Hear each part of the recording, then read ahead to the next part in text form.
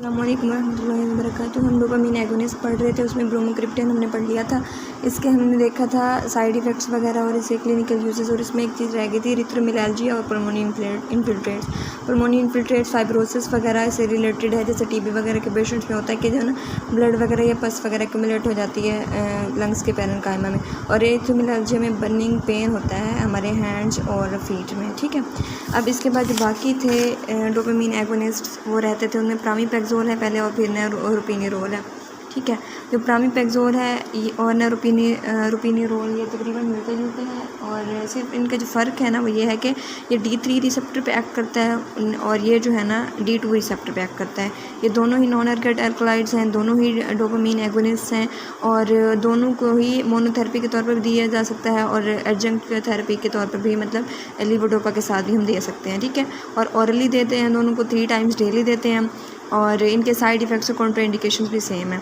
अब जो इसके जो साइड इफ़ेक्ट्स हैं ना वो उनमें एनोरेक्सिया आता है, नोज़िया वोमिटिंग आती है और पोस्चरल हाइपोटेंशन आती है, इसके साथ डिस्काइनेसिया, और मेंटल डिस्टर्बेंसेस में वही डिल्यूजन्स, हेलुसिनेशंस वगैरह, मतलब तकरीबन जो पीछे हमने पढ़े थे उससे मिलते जुलते हैं इससे, ये जो हमने लीवोडोपा प्लस कार्बिडोपा के जो पढ़े थे। अब इसके बाद रोपिनेरोल तो हो गया, इसमें बस यही लिखा हुआ है कि जो है लीवर एंजाइम्स इसको मेटाबोलाइज करते हैं, कुछ ड्रग्स हैं जो इसके मेटाबॉलिज्म को अफेक्ट करती हैं, इसके लेवल को, ब्लड में लेवल को। ठीक है, इसके बाद एपोमॉर्फिन है। एपोमॉर्फिन इन दोनों को ओरली देते हैं हम, एपोमॉर्फिन को हम सबक्यूटेनियसली देते हैं, और रोटिकोटीन को जो है ना हम ट्रांसडर्मली देते हैं। ये सबक्यूटेनियसली देते हैं तो ये rapid with in 10 minutes relief provide करती है, लेकिन इसका जो रिलीफ होता है टेम्परेरी रिलीफ होता है। इसको स्पेसिफिकली देते हैं हम ऑफ पीरियड्स ऑफ एकाइनेसिया में। ऑफ पीरियड्स ऑफ एकाइनेसिया हमने पढ़े थे कि जब ना लीवोडोपा की जो ना इतनी ज़्यादा वर्क नहीं कर रहा होता बहुत ज़्यादा, जिसकी वजह से जो उसके पार्किंसोनियन सिम्टम्स हैं वो ज़्यादा हो जाते हैं, जैसे ट्रेमर, रिजिडिटी और एकाइनेसिया वगैरह। और ऑन पीरियड्स वो होते हैं जिनमें जो है ना लीवोडोपा की डोज़ ले लेता है बंदा, या उसकी जो है ना कॉन्सेंट्रेशन ज़्यादा ले लेता है तो डोज़, तो उससे जो है ना उसके सिम्टम्स ठीक हो जाते हैं। ठीक है, अब इसके बाद और इसका जो एपोमॉर्फिन का साइड इफ़ेक्ट्स याद रखना है वो इसका याद रखना है, इसके जो है ना स्वेयर जो है ना इमेटिक ड्रग है, मतलब बहुत ज़्यादा इमेसिस कराती है। इस वजह से जो है ना जब हम एपोमॉर्फिन देते हैं तो 3 दिन पहले हमें वो देनी पड़ती है, प्री ट्रीटमेंट करते हैं हम एंटीमेटिक्स के साथ, ट्राइमेथोबेंजामाइड वगैरह हो गई। ठीक है, इसके अलावा इधर में लिखा हुआ है वही हाइपोटेंशन, डिस्काइनेसिया वगैरह, ड्राउजीनेस, स्वेटिंग, मतलब तकरीबन सेम है। जो रोटिकोटीन वे ट्रांसडर्मली दिया जाता है। ठीक है, और इसके बाद जो है ना मोनोमीन ऑक्सीडेज इनहिबिटर्स हैं। डोपामीन एगोनिस्ट क्या करेंगे, जो डोपामीन रिसेप्टर्स हैं उसकी डोपामीन रिसेप्टर्स के लिए जो है ना जाके उस पर बाइंड करेंगे और ना वही डोपामीन लाइक इफेक्ट्स आएंगे। और ये मोनोमीन ऑक्सीडेज इनहिबिटर्स क्या हैं कि ये उसके मेटाबॉलिज्म को प्रिवेंट करेंगे।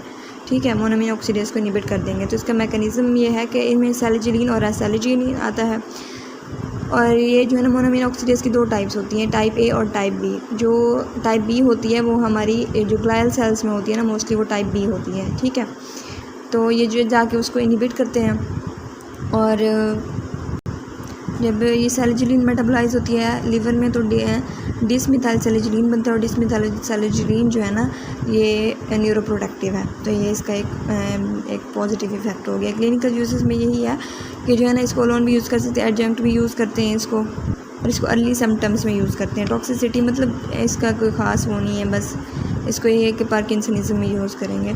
टॉक्सिसिटी में ये है कि जो है ना सेलिजिलिन ये सेरोटोनिन से रीअपटेक वो होता है इनहिबिटर्स की वजह से, सेरोटोनिन सिंड्रोम होता है। ठीक है, तो उनमें ये ना यूज़ होते हैं मोनोमीन ऑक्सीडेज इनहिबिटर्स वगैरह। ठीक है, ये हम आगे पढ़ेंगे एंटीसाइकोटिक्स, एंटी डिप्रेसेंट्स में। ठीक है, इसके बाद इंसोमनिया, मूड चेंजेस, डिस्काइनेसिया और हाइपोटेंशन वगैरह वही ड्रग्स इसके जो है ना इफ़ेक्ट्स आ गए। और जो है ना एजिटेशन, डिलीरियम, मोर्टेलिटी वगैरह वो जब इसको जो है ना मेप्रिडीन के साथ देते हैं। ठीक है, इसके बाद जो है ना मेरे ख्याल में पहले मैंने ये पढ़ा दिया था। अब है कैटेकोलोमिथाइल ट्रांसफेरेज इनहिबिटर्स। जो कैटेकोलोमिथाइल ट्रांसफेरेज इनहिबिटर्स हैं, क्या करते हैं कि इसको इनहिबिट कर देंगे, जिसकी वजह से पेरिफेरी में मेटाबॉलिज्म नहीं होगा। ये डोपामीन अगर है, लीवोडोपा है तो उसका मेटाबॉलिज्म नहीं होगा, उसको प्रिवेंट करेंगे। एंटाकैपोन है और टोलकापेन है, ये जो टोलकापोन है दोनों में एक्ट करती है, पेरिफेरी में भी एक्ट करती है, सीएनएस में भी एक्ट करती है। मतलब ये यहाँ पे जो मेटाबॉलिज्म हो रहा है एल डोपा का, इधर तो इधर भी एक्ट कर रही है पेरिफ्री में। और यहाँ पे देखें डोपामिन का जो मेटाबॉलिज्म हो रहा है, यहाँ डोपामिन के मेटाबॉलिज्म को भी प्रिवेंट करती है और एल डोपा के मेटाबॉलिज्म को भी प्रिवेंट करती है। जबकि जो एंटाकोपोन होती है वो सिर्फ ना पेरिफ्री में एक्ट करती है, वो सिर्फ एल डोपा के मेटाबॉलिज्म को प्रिवेंट करती है। ठीक है, इसके बाद जो है ना लेकिन इनके जो अगर नॉर्मली जो मेटाबॉलिज्म हो रहा है ना, तो कॉम्ट जो है ना CO मिथाइल कैटेकोल मिथाइल ट्रांसफेरेसिस है ना, ये लीवोडोपा कन्वर्ट कर देते हैं 3O मिथाइल डोपा में। और 3O मिथाइल डोपा लीवोडोपा की ट्रांसपोर्ट को इनहिबिट करती है। फिर जब ये इनहिबिट हो जाएंगे ना, तो 3O मिथाइल डोपा भी नहीं बनेगा और वो इफेक्टिवली जो है ना ब्रेन में पहुंच जाएगी। क्लिनिकल यूजेस में यही है कि इसको एडजंक्ट के तौर पर यूज़ करते हैं, फ्लक्चुएशन वगैरह को डिक्रीज़ करता है और ना रिस्पॉन्स को इम्प्रूव करता है। इसको 5 टाइम्स दिया जाता है, टोलकाप्रोन को 3 टाइम्स दिया जाता है, एंटाकोप्रोन को 5 टाइम्स दिया जाता है। ठीक है, इसके बाद टॉक्सिसिटी में डिस्काइनेजिया है, GIT डिस्ट्रेस है। जब भी जो है ना लीवोडोपा के साथ आप यूज़ करोगे तो GIT डिस्ट्रेस, नोज़िया वगैरह तो आएंगे इफेक्ट्स वगैरह, और डिस्काइनेजिया, पोस्टरल हाइपोटेंशन, ये 3 चीज़ें जब लीवोडोपा के साथ GCB ड्रग को यूज़ किया जाता है तो उसमें आती हैं। ठीक है, डिस्टर्बेंसेस।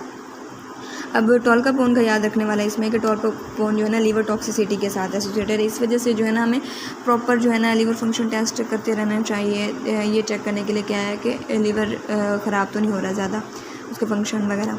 अब इसके बाद एमेनोटिडीन है। एमेनोटिडीन जो है ना ये किसी भी कैटेगरी में फ़िट नहीं होती, ना ही मोनोमिन ऑक्सीडेज इनहिबिटर्स में, कॉम्ट में, किसी में भी फ़िट नहीं हो रही। तो जो है ना इसका मैकेनिज्म अननोन है, लेकिन इसका जो है ना सपोज्ड में बताया हुआ है कि जो है ना ये उसके जो डोपामिन की वो होती है रीअपटेक होती है, उसको इनहिबिट कर देती है और उसकी सिंथेसिस या रिलीज़ को बढ़ा देती है। ठीक है, और इसके फार्माकोलॉजिकल इफेक्ट्स में वही जो है ना ये ब्राडिकाइनेज, रिजिड ट्रेमर, तीनों को वो करती है, लेकिन जो है ना इसका कुछ वीक सब होता है और इसके एंटीवायरल इफेक्ट्स में भी है। टॉक्सिसिटी इसकी सेम है जैसे पीछे हमने पढ़ी थी, एजिटेशन, कन्फ्यूजन और हेलुसिनेशंस वगैरह, और डर्मेटोलॉजिक रिएक्शन जिसके याद रखने वाले हैं लिविडो रेटिकुलरिस, बस। ठीक है, और मिसलेनियस वगैरह में postural hypotension, GIT, urinary retention हमने पीछे पढ़ चुके हैं। ठीक है, और पेरिफेरल एडीमा पीछे नहीं पढ़ा, ये याद रख लें। पेरिफेरल एडीमा इसका याद रख लें और ना लिविडो रेटिकुलरिस याद रख लें। इसके बाद एंटीमस्कैरिन, हम बेंजोट्रोपिन, बाइपेरिडीन, ये हम पीछे पढ़ चुके हैं ANS में। तो इनका क्या होता है कि जो एसिटाइलकोलिन के जो इफेक्ट्स आ रहे हैं तो उसको इनहिबिट करते हैं, जैसे ट्रेमर्स हो गए, रिजिडिटी हो गई।